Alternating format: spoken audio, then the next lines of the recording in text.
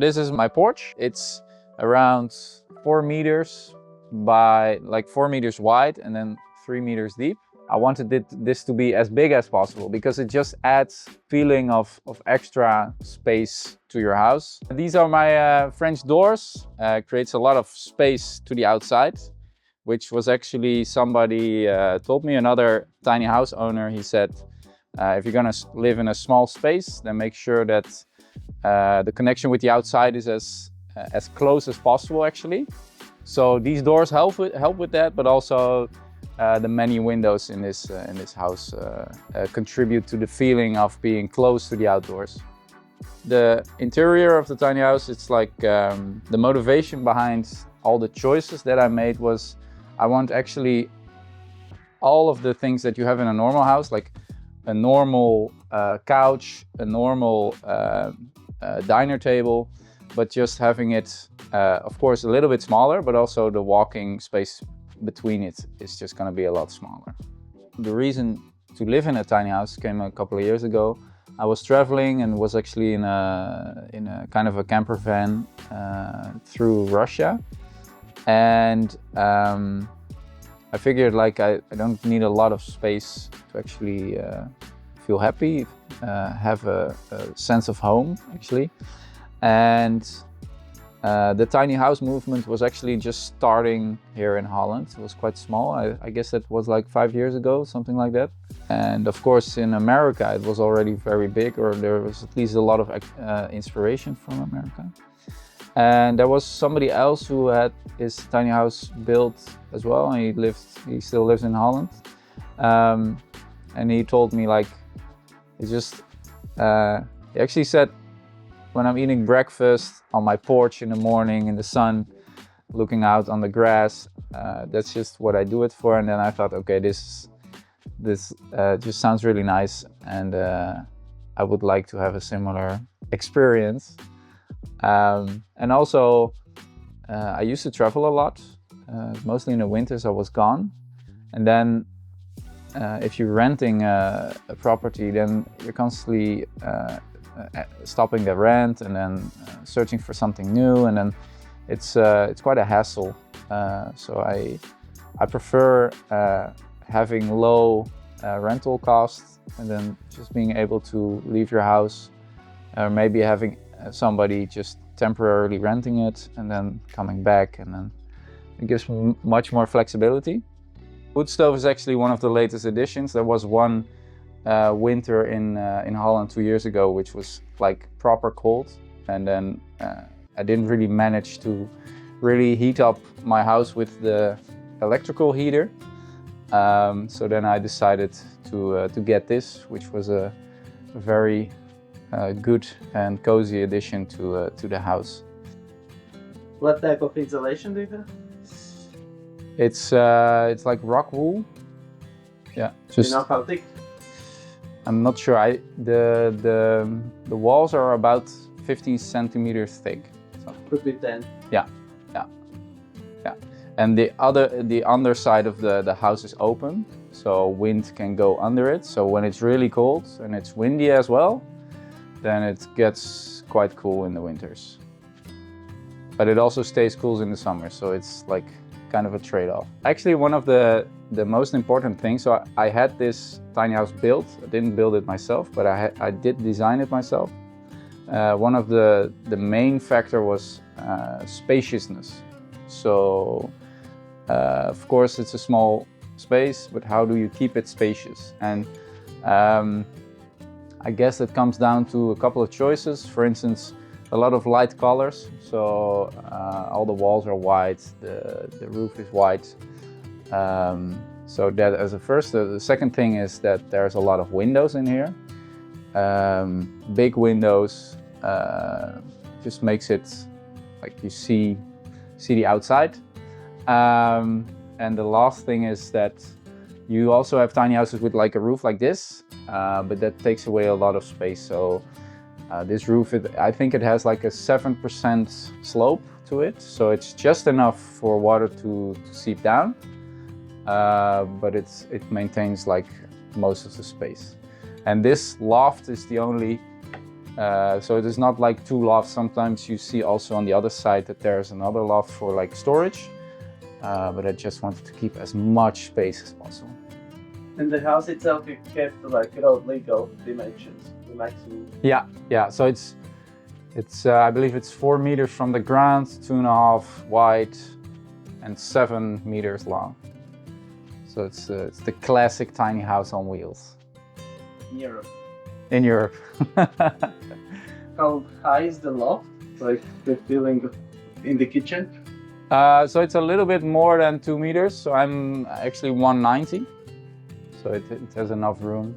If there's one thing that I could change about the house, but then also it would be difficult, but it would be to have a higher space in your sleeping room. So it's just windows, keep it light, and don't like add too much. Actually, some people sometimes like jokingly tell me that my house looks like kind of like a showroom. But it's, for me, it's just like, it's my style, it's the interior style. So I like it when it's really, there's not a lot of stuff, or it's just really, well, I would like to use the word minimalist, but I can also feel like then everything is like white and there's nothing. So I like to have it cozy, but not too much stuff. This is the kitchen area. All my plates and glasses are on these shelves.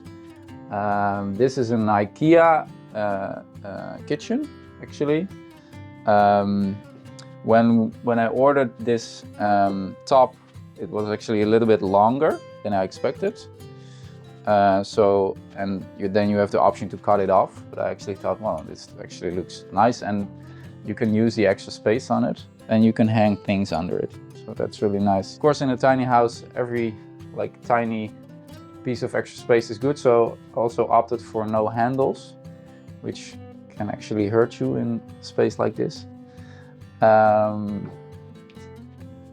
2 induction stoves, which is fine for me if you want to do a little bit more with cooking and are more into that, then it might be not enough. This is the kitchen table. So as I said, like I don't want to eat on the couch. It's nice to have just like different, even in this small space like this have different corners for things. And this table you can actually flip like this and then make it larger. And of course, like when you're eating your breakfast and then you are looking outside and then I see chickens there and it's like, see all this green. So yeah, that's kind of perfect, I guess. On this field, there's 9 houses, and we actually have the choice ourselves if we want to live on-grid or off-grid. For me, it is like, as long as I can live on-grid, I will choose that, because it is more comfortable. It saves a lot of money investing in solar and all that water purifying and all that stuff. So I'm just like completely on-grid, and there are people here in this field who just choose to do that in another way because they want to experience how that is or how it works. About this closet, it's they call it a locker closet, which is actually like, for the space it takes, it's extremely efficient. So I've got all my camping gear here, clothing, quite deep. And again, it's white, so it doesn't really stand out in the room. And next to that, there's not really a stairs, it's a ladder. I mean, I wouldn't recommend it for 70-year-old people, but for me, it's absolutely fine. And it takes no space. So it's just fixed to the wall. You can't really take it off. And it's perfect. On the loft, the bed is 180 to 2 meters. So it's quite spacious, which is perfect. I have a little bit of extra room in the front here. So I guess that the total depth of the loft is around 250, something like that. This is the bathroom. It's actually like 80 centimeters deep, It was like the minimum to get shower tray. It's 80 by 80, so I wanted to keep this as small as possible, while at the same time not like super small. So just shower, toilet, basic. Yeah, it's really nice actually. This door I made not too long ago. I actually had, you call them louver doors. This is actually meant as a kitchen top. So I just cut it down a little bit, and then it's perfect. It just slides down, slides closed, and slides open. I guess I have a couple of tips for people who are in the process of building or planning a tiny house. First of all, think about comfort. So I see a lot of like very interesting concepts, tiny houses online, where they are making a bed out of a couch and then turning it into something else and then just sliding stuff out constantly. And it looks very cool on the movie, but I don't think that in real life you want to do this every day. So as I said, like for me, the couch is a big reason. Like it's just a normal couch, you know, and you can't really. It's just very comfortable. The same for the dining area, the kitchen, the sleeping room, the loft, so to say. So those are things like just build your tiny house for comfort. I would strongly recommend that. At least for me, that's important.